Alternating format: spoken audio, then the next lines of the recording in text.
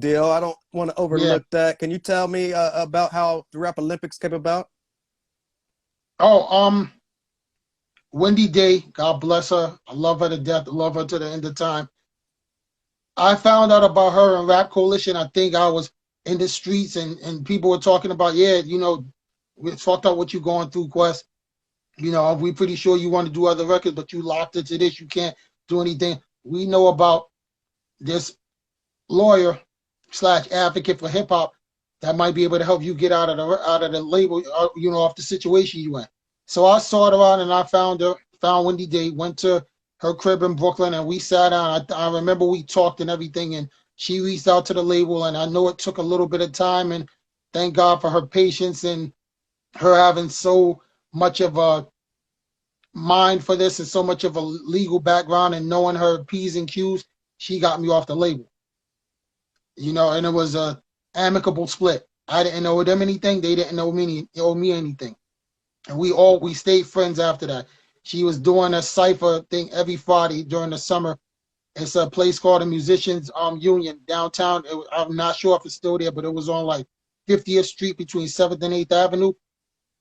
She had the brains to set up for up and coming MCs and for people that just wanted to spit and show their talent in general. She had the brains to go and get this hall and get different producers every week to just give her a batch of beats, and people could come in regardless who you were, known or unknown, and just spit. And dude, after that, she had the foresight to, like, you know what, Quest, this rap thing is really crazy. Let's see if we can get this team thing together where MCs from all over the country can get together and battle, like an Olympics type situation. And I'm like, that shit's dope. I'm in. If you want me on the team, I'm in. So she started putting together the team.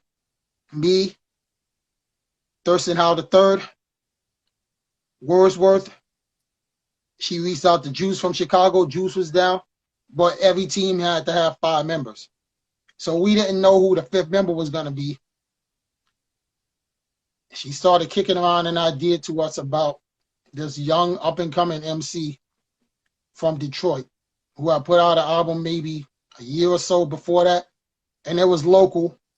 I don't know if a lot of heads here even had it, but people that knew about underground had heard him rhyme, and he was he was dope. So she said, I'm gonna bring him here. I'm gonna try to get him to come to one of the cypher sessions. All the team members, or at least a few of the team members will be there. If you want him on the team, he'll be on the team. And walks Eminem. Eminem. Dude, when we first heard him spit, I saw the shit right off bat. Off bat, from the first few lyrics he spit, I'm like, like, Wendy, we got a fucking weapon right here. This is a secret weapon. People won't expect him to be as fucking dope as he is. And I hate to say because he was white, you didn't expect that shit. He was a fucking phenomenal. We had our 5th member of our team. We went to Cali. I remember he came out, and I know he was with Paul because Paul came with him. Paul Rosenberg came with him to New York that time, and then I think he came to Cali by himself, if I remember correctly. We shared a room, and I got to know him a little bit. He was telling me, yeah, I spent my last few $100s to come out here, so I gotta win this shit, because I know the prize was money, and I think it was she would get you a shot at a record deal or whatever. And dude, just looking at him and listening to him and everything, I was like, I think our team is going to take it. But we were basically nomads in no man's land. We're a team coming from New York, and we're smack dab in the West Coast in Good Life territory. People that know about the Good Life know what's up. Good Life MCs ain't nothing to fuck with. You know what I mean? Them dudes was tough. So we made a good showing, but we didn't win. The shit was stacked against us. I think even if we had blew their minds, I still don't think we would have won because, like I said, East Coast dudes, Midwest dudes going to Cali. So I know he was bitter about that shit. He was pissed off. Later on that night, we were supposed to go up to 92.3 The Beat just to showcase our skills and freestyle and everything. And I had been up there before, so they knew about me, but they didn't know about the other team members I had. Everybody was dope in their own right. We all were five different MCs. It was like the 5 deadly venoms. Somebody for a wall, somebody went underground, somebody spit fire, somebody spit acid, somebody would just claw you apart with their bare hands. We each had our own talent. So, dude, I was like, I'm a rhyme, but I want you all to hear these dudes. My team is fucking something special. We all made a good showing, but when he spit, they saw what I saw. That whole room lit up, and I'm like, okay, they see what I see. And then the rest is, people that know, the rest is history. Dre made the call later on that night or maybe the next day, and the rest is history, bro. The rest is hip-hop history. Right. Can you remember who you guys went up against out on the West Coast? Nah, I was high. I'm not even gonna lie, I was high. So I probably don't remember that. I don't remember the team, but I know they were dope. I remember that they were dope. We had our work cut out for us. And I know it was M. M made it to the finals. It was M and one of the Good Life dudes. And it was one of those dudes. And I know M did his thing because I know there's video floating around online of a snippet of the battle he was in with the dude. But I know eventually, like I said, eventually they took it. Very dope. Let's wrap up that debut album. Can you give us the best memories of recording your debut album? Just the fun I had, bro, the freedom they gave me, all the weed, all the drinking, the late nights I would go in by myself, like when I was producing the stuff that I wanted to produce. Like I said, they gave me super freedom. I book a studio, I find little like hole in the wall studios for like 25, because back then we had the Village Voice. In the back of the Village Voice, they had studios for $20-30 an hour. In New York back then was wild, but it wasn't as wild as it is now. I used to walk the streets for Dolo by myself. I went to the studio a lot of times with my boys, but it was mainly me by myself going in with records, tapes that I had songs on that I wanted to produce, and we put together, like, I'd be in the studio sometimes 2-3 o'clock in the morning producing, doing songs and dude, those were some of the best times I ever had. When I took a lot of my boys from the neighborhood that I thought were dope, and we recorded songs that they didn't make the first album, but one of the two of the songs made these are my unreleased. This is my unreleased LP. Dude, I just loved seeing them bug out because they got that exposure, and they had never been in, I don't know if a professional studio or whatever, but just seeing them being in the studio, taking them out of the hood and exposing them to something different. Going to California because I had never been out of Queens, I'd never been out of New York before that, so taking the longest flight I ever took, first time on a plane, I'm going to California, and I'm going back and forth religiously recording. I'm like, dude, this is dope. I never thought I would get to experience none of this. Right. So like I said, even if one person bought the album or 1,000,001 people bought it, I'm just happy that somebody liked it. Somebody liked what I put forth. Somebody liked my vision of what I thought a complete album would be. Because if you listen to the album, and a lot of people don't know this either, it was a concept album. You hear how the album starts, and you hear how the album ends. They start and end the same way, with me in the bedroom doing what I was doing.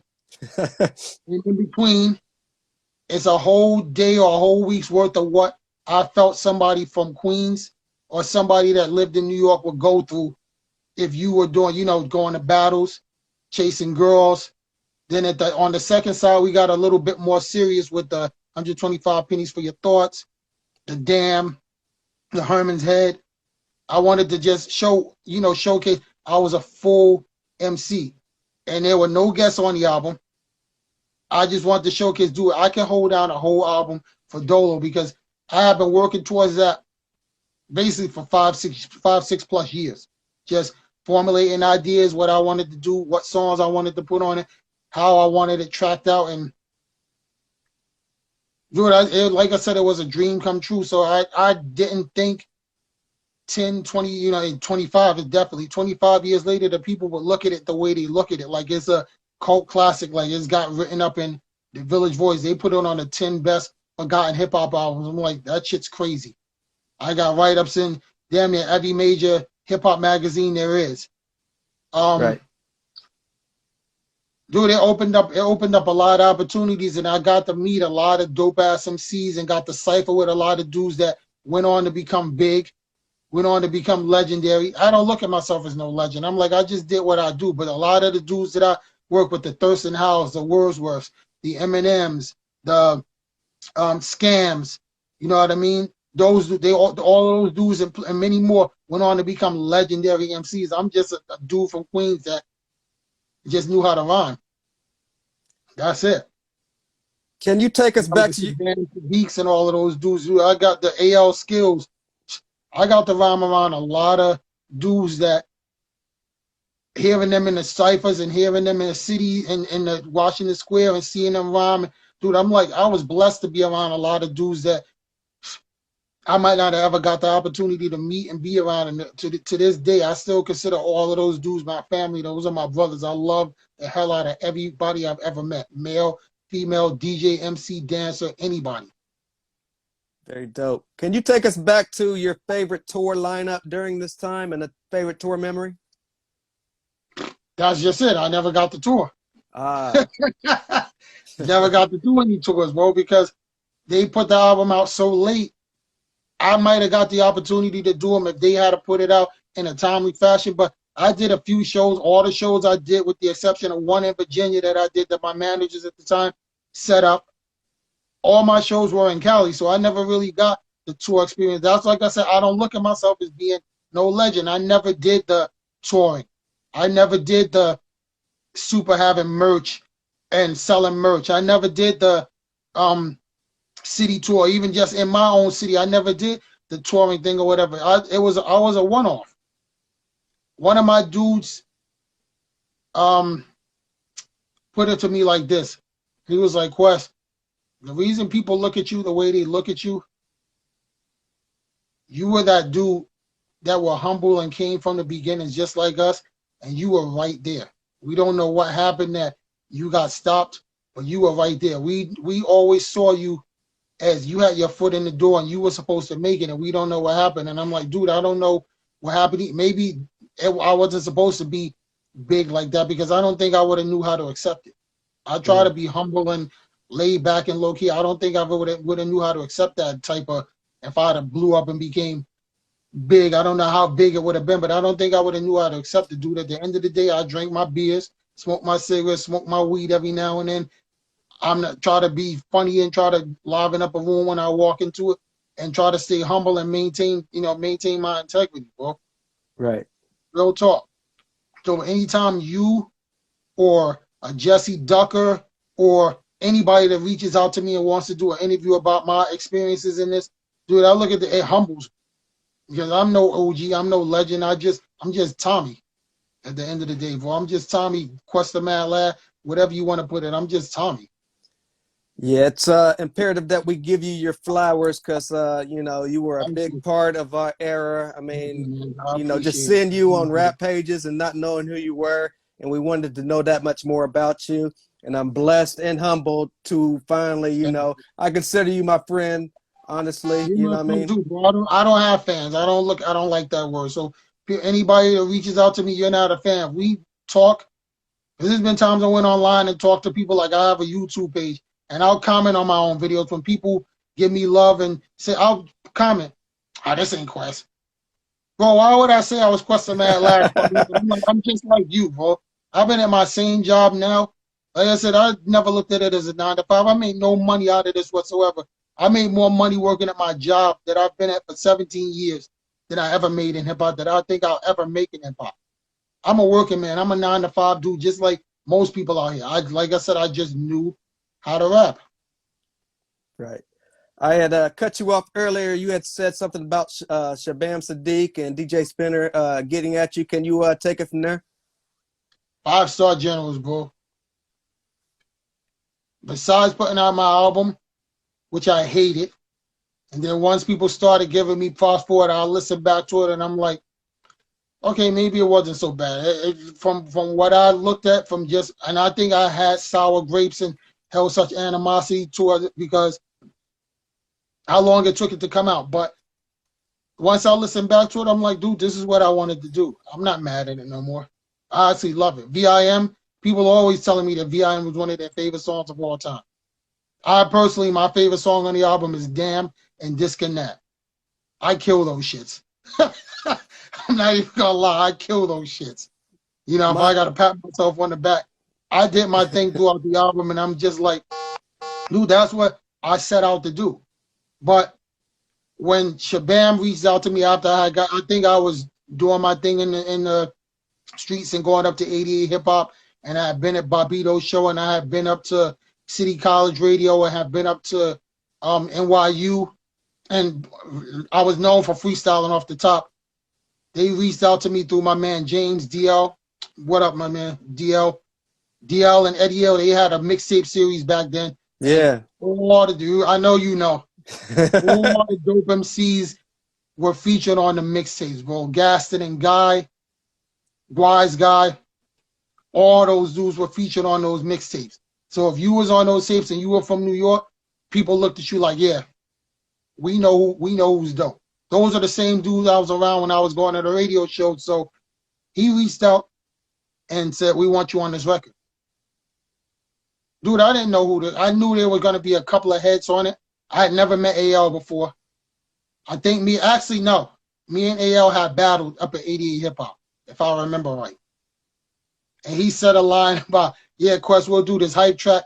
Little did we know, later on down the line, we would do what became a classic.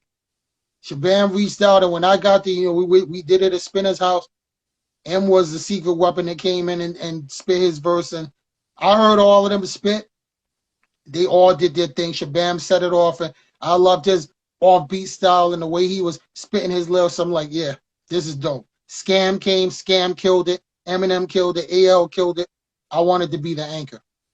I'm like, because I gotta end this on something. It was super cohesive and super dope the way everybody brought it, but I was like, I gotta show dudes that, yeah, dude, this is all about elevation to me. I'm like, yeah, I'm not gonna give you the Quest that you heard on the radio or that you heard on all these other songs. I'm gonna be on some new and improved shit. I think I wrote some of that verse there, and I had some of it in my head already.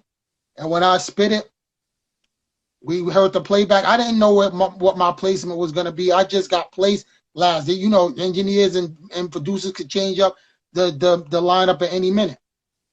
When he played me the final mix spinner, and I heard I was anchor and the way it ended, I knew that record was a classic, bro. Big up Shabam Sadiq and DJ Spinner for putting me on that record, man. That record that's one of the highlights of my career. Real talk. No doubt.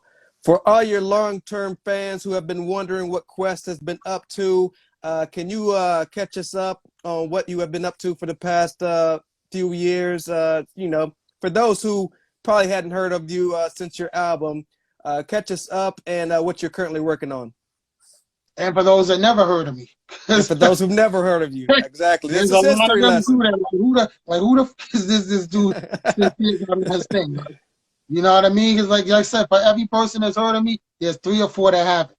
You might have heard my name before, but didn't know who I was. I might have heard me freestyle, and I've said my name. Oh, Hitman Howie T, respect, bro. God bless. Respect, yes. One of the dudes. I mean, I've been meaning to shout out a lot of people that's been following, but dude, Hitman Howie T, respect, bro. You are a big influence on me coming up. Your beats and the dudes that you work with, UTFO, Special Ed, Roxanne, dude, big respect. Thank you, bro. I have faded to black for a long time. Wasn't around for at least, I say 10 years. My man Eddie L, well, DL, excuse me, had put out the unreleased LP. He put it out on his own label, No Sleep Recordings. It made decent noise, and people got to hear the second coming of Quest, what would have been the songs that would have been put on the first album, but it never made it. He put together a dope compilation with all of those songs, plus a couple of songs that people had heard before. And that made noise and kept my name further out there, but then I stopped. I hadn't rhymed for maybe 10 years. And I never was a social media dude. Like, I always got onto social media really late. I was always late to the party on all social media platforms. I got on MySpace when the shit was ending. Real talk. I joined MySpace after everybody had got famous. Like, I used to be on my phone looking, and I remember seeing this name all the time on MySpace, Soulja Boy, telling him, I'm like, what the fuck is that? You know what happened with him? I remember seeing a bunch of other names on there, and I'm like, dude, a lot of the names I would see on there went on to become super, super dope. You know, but if I had that platform, I might have been a lot more, or a lot bigger than what I was, but I was always late to the party. So Facebook had been around for what, 8, 9 years plus before I got on, and I got on Facebook at the behest of my dude, Mr. Live again. I was on there as my regular name. Nobody knew what my government was. I hit him up because he was one of the people I friended just to be on some. I'm like, oh shit, this is Live. I have to see him in a minute. Told him who I was. He was like, Kwest, change your name to Kwest Man Lad. I guarantee you people will know who the hell you are.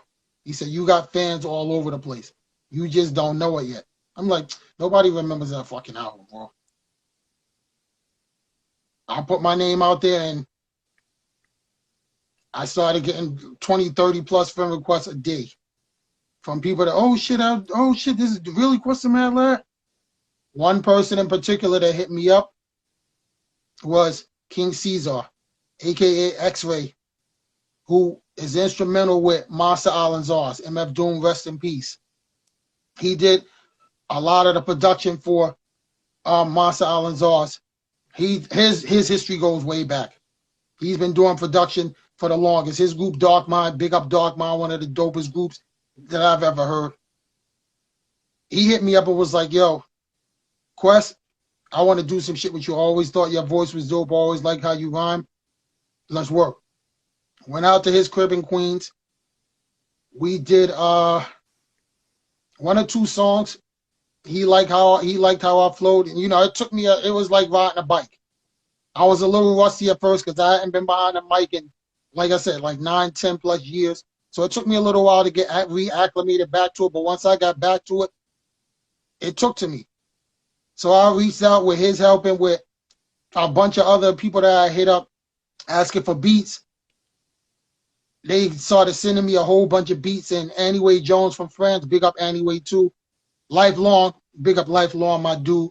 We were friends for 20, 30 plus years. That's Lifelong's boy. He sent me like 30, 40 beats. And there were a lot of them were dope as hell. So I went to X with the idea. I'm like, dude, how about we just do an EP to test the waters and see what's going to happen? I said, I want to do them all with this one dude's beats. You engineer them. You know, you mix them. You add on what you need to add on to them. And we'll see what happens. So X executive produced the project, and that was the Spitter. It's called Spitter. Smartest person in the home. Yeah, dope EP. Yeah, we did that. People liked it. People caught on. So I'm part of Mindbender now. That's my clique. I never was affiliated with any cliques, but I'm proud to say I'm part of Mindbender / Organic Poisons. And a lot of dope ass MCs have come through that studio, man. That studio got history. So we're working on now. I'm going to do a Spitter Part 2. All of the beats are going to be done by X-Ray, Mindbender Recordings. Same way with the first one. They were all done by Anyway Jones. This one is going to be the same way. And I'm trying to work on my, I guess you could say my 3rd album, and I'm not sure, but it might be my final album. And because I want to pay tribute to a lot of dope MCs that I love. I always loved Rakim. I always thought Rakim was dope. Paid in Full is one of my favorite albums of all time. I'm 50 years old now. I haven't made any money in this. No real money that I can speak of. So Paid in Full, I think I'm going to title my album Broken Half. If you get the connection, you get the connection. Paid in Full, Broken Half. And I want to try to do the cover the same way, except I'll have, where he had all the money and the chains and all of that, I might have an EBT card. A bill that says, you know, my cable's about to get turned off. I want to play on that. That's dope. And do a bunch of songs. And it's going to be a lot. This is probably going to be a really personal project to me because I've never really delved into my growing up and what I went through. I was always focused on the lyrics. So half is going to be lyrical and the other half is going to be personal. Like I said, I don't know if this is going to be my last album or not, but I want to make it dope. And I don't want to rush it. I want to just put it out. I want to put it out when I feel it's ready, and we'll see how people accept it. Very dope. I want to take this time right now to thank you for everything you've done for the culture. Thank you. Just being a stand-up dude. Like I said, I consider you a friend. Before we get out of here, can you tell the people where they can keep up with you and everything Kwest, social media-wise? Same name. On Facebook is Kwest Mad Lad, no the. On Instagram is Kwest the Mad Lad, all one word. On Twitter, which I don't go on a lot, but I'm on there, is Kwest the Mad Lad. You can reach out to Mindbender Recordings on the hell is it? Just put in Mindbender Recordings online and you'll see the album coming there. The album will come up. Anything I do is gonna be done through Mindbender. Like I said, I got a couple of producers from overseas, from the UK, that I've done stuff with before, from Germany, from Australia. There's producers that I want to do stuff with. I'm trying to reach out to them too to make this a complete album. Because I mean, if a big name producer wants to reach out to me, I'm not opposed to working out with them. I just don't have no money. So if you want to do something on strength, or somebody knows somebody that knows somebody that knows somebody that wants to hook me up, dude, I'm in this for the I'm in it for the lyrics. I've always been in it for the lyrics, man. So if you want somebody dope to rhyme on one of your beats, hit me up and I'll work with you if you're willing to work with me. But yeah, I'm on all social media and I respond back. I speak. I'm not one of them dudes. I don't have nobody typing for me or talking for me. I speak. Let's be friends, bro. Let's see what we can make of this. If we don't do nothing but just become good friends, like there's a lot of people online that I've met that I consider really good friends, and I have never even met them in person. Just on the strength of us talking online, I'm like, these are dudes that I would reach out to. Mr. Pedro Salter, the dude that did the intro for my EP Spitter, never met him in person in my life. We just know each other online. He reached out and put together a dope-ass intro for me, and I love him to death for that. I love him forever for that, man. Like I said, people really look out. That's why I'm grateful that there's still people that appreciate good hip-hop and people that still look for the OGs or whatever. Rest in peace to every MC that we've lost in the last year, man. DMX was especially crazy, but rest in peace MF Doom, rest in peace Marky D, you know, rest in peace Ecstasy. Every other MC that's passed on, man, rest in peace. And we're losing a lot of our OGs, and we're losing a lot of people that we look up to. So let's start giving these dudes their flowers, man, while they're here. And I'm thankful that people like you and other dudes are giving me my flowers and giving me my props, even though I don't feel I deserve them. It's humbling, and I accept them, man. I accept them wholeheartedly. Yeah, we appreciate you. Any last words for your fans who've been rocking with you since day one? Thank you. Any last words for them? Thank you for reaching out. Thank you for speaking to me. Thank you for believing in me, even when I didn't believe in myself. You know, thank you for being there.